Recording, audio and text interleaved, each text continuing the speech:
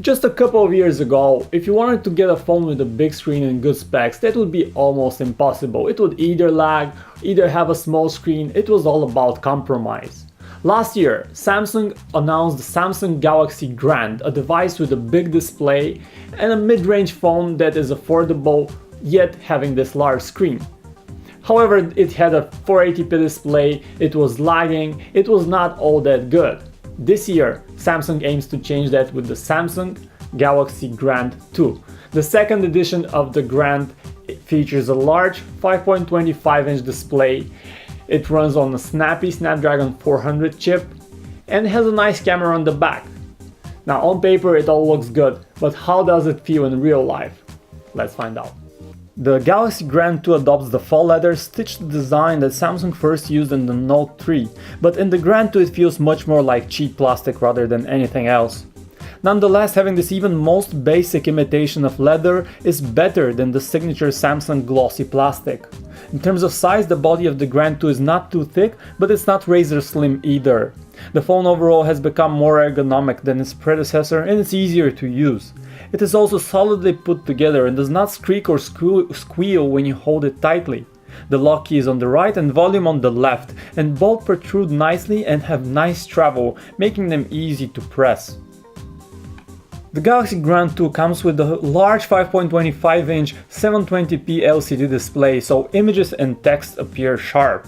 Colors are punchy and definitely vivid and lively, but calibration is not perfect as whites are skewed slightly to the cold side and there is some oversaturation going on. While the Grand 2 has a very bright display though, outdoors it's still hard to read as screen reflections are just way too noticeable. On the flip side though, the handset can get down to very low minimum brightness of just 5 nits, a level that makes it very comfortable to read at night. The Galaxy Grand 2 ships with Android 4.2 Jelly Bean with Samsung's usual TouchWiz skin on top. In our modern days of KitKat, it's disappointing to see a dated version of Google's operating system on board, but we remain hopeful that Samsung will update the phone to Android 4.4 in the near future. The TouchWiz user interface here is the same old cartoony and colorful user interface that we know so well from the pre-Galaxy S5 days with signature functions like multi-window on board. In terms of apps, you get the usual set of both Samsung apps with the S prefix, like S Planner, S Voice and S Translator, and other first-party apps and widgets like the Weather app and File Manager. Typing out text messages on the large display is also a pleasure as the stock Samsung keyboard has well-spaced letters and it's easy to type on.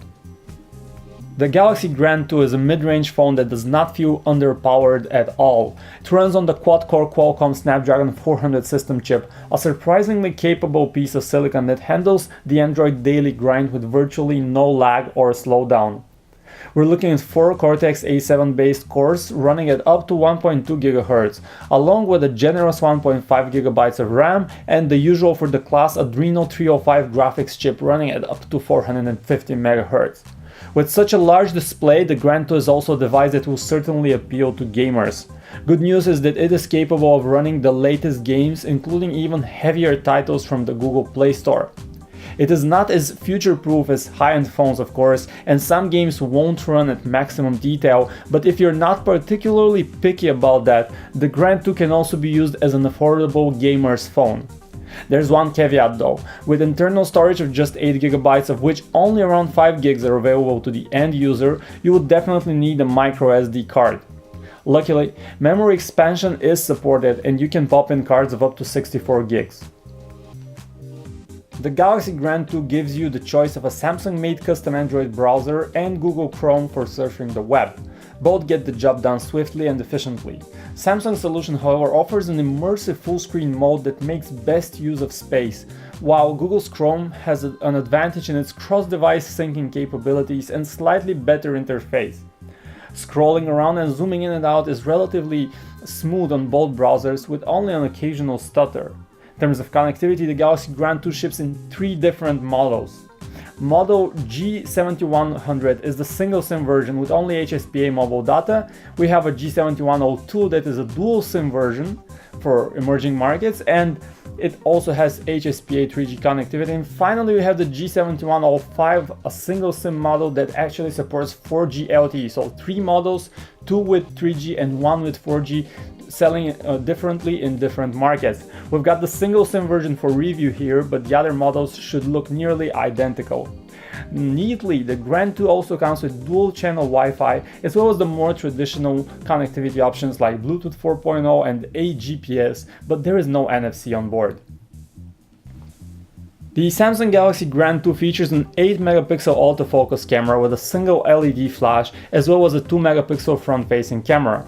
The camera app starts quickly, revealing an interface typical for Samsung with shooting modes like Panorama, Night and Sports, as well as plentiful manual settings including ISO and white balance adjustments.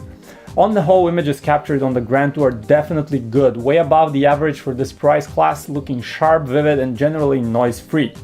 The camera also has an HDR shooting mode that would come in handy when you want more dynamics in an image, but capturing an HDR shot is slow and requires a steady hand.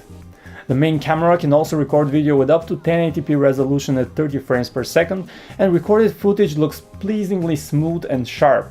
But with the wish there was a continuous autofocus mode, right now you have to manually tap to refocus in video. The large 5.25-inch display on the Grand 2 is great for watching video on the go or browsing through photos. Samsung's Gallery app neatly categorizes your pictures in folders, and in each folder you have the handy option to resize the image thumbnails. For video, the Grand 2 has a player that runs some common video formats, but we could not get it to play Xvid and DivX encoded clips out of the box. Luckily, there is the Google Play Store for that and plentiful free applications that can handle those codecs. For music, you have both Samsung's custom music player and Google Play Music. Samsung's solution offers a bit more flexibility with support for per-folder music playback, but apart from that, both are practically equally capable. Now, sound output via the loudspeaker is loud and sufficiently clear without being outstanding in any other way. We're very happy with the high quality of sound in the earpiece. Voices sound natural, very clean and sufficiently loud on our end of the line. Outgoing quality though is below average. Volume is loud enough, but the voices are a bit muted and dull, lacking vibrancy and clarity. It's also worth noting that there is just a single microphone on the Grand 2, so it does not support noise cancellation. One of the biggest improvements in the Grand 2 over the original Galaxy Grand is the fact that it now ships with a large 2600 mAh battery, up from a 2100 mAh one on the original. Real-world testing showed that you can expect around a day and a half between charges on average. As is the case with many Samsung devices, you can also easily peel off the back cover and swap batteries on the Grand 2, which is a nice convenience. So, question remains, has Samsung finally brought a mid-range device with both a large display and good specs that does not lag? And we're happy to say that we're mostly pleased, and we think that Samsung has gone a long way towards that goal.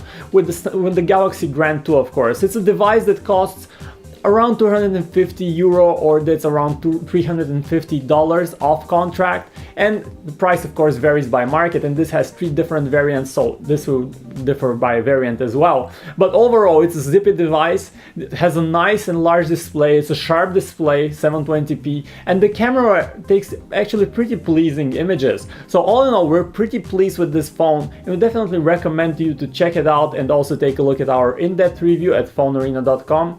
Thanks for watching.